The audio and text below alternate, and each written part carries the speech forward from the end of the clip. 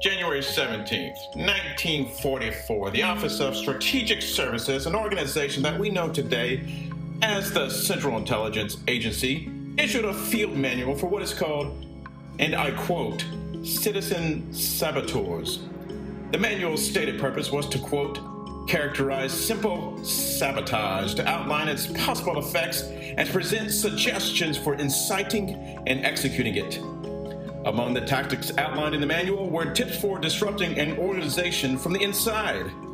Ordinary, concerned citizens within enemy organizations, including corporations, could execute these tactics undetected to sabotage the organization from within.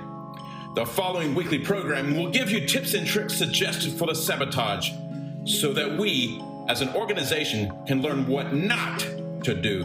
This is Simple Sabotage. Welcome back to Simple Sabotage Week 7. Today we are going to discuss the dangers of perfectionism in the workplace. Jimmy, are you there? This is Jimmy, reporting for duty. How did sabotaging at your factory go last week? I had another successful week, and once again, no one suspected anything. I made sure that my work was low quality as possible without raising suspicion. Even better, I was able to blame it on a widget saw that all members of my team have to use, making them question their own ability to put out quality work.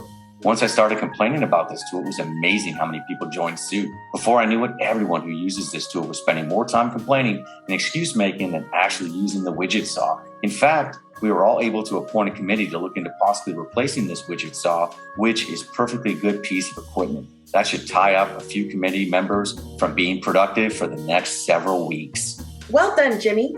Our next assignment today is on perfectionism, which, if left unchecked, will be the enemy of productivity. Today's assignment is covered on pages 44 and 46 of your field manual. Perfectionism, when used correctly, can be an effective tool for committing sabotage. Task number 1, haggle over precise wording of communications, minutes, or resolutions. Task number 2, insist on perfect work in relatively unimportant products and send back for refinishing those which have the least flaw. Approve other defective parts whose flaws are not visible to the naked eye. Got it, Agent Canterbury. I will perfect using perfectionism as a tool of sabotage. Thank you, Jimmy. Stay safe, stay undetected, and sabotage well. Rachel the Riveter, are you there? Agent Canterbury, yes, I am here. How was your assignment last week?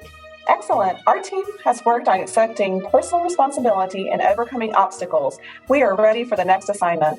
Great work, Rachel and team. This week we will discuss the dangers of perfectionism within the organization. Don't waste time trying to make your written communications perfect unless they absolutely need to be perfect. For communications that are important, set a system in place where one person drafts, one or more person edits, and one person has final approval.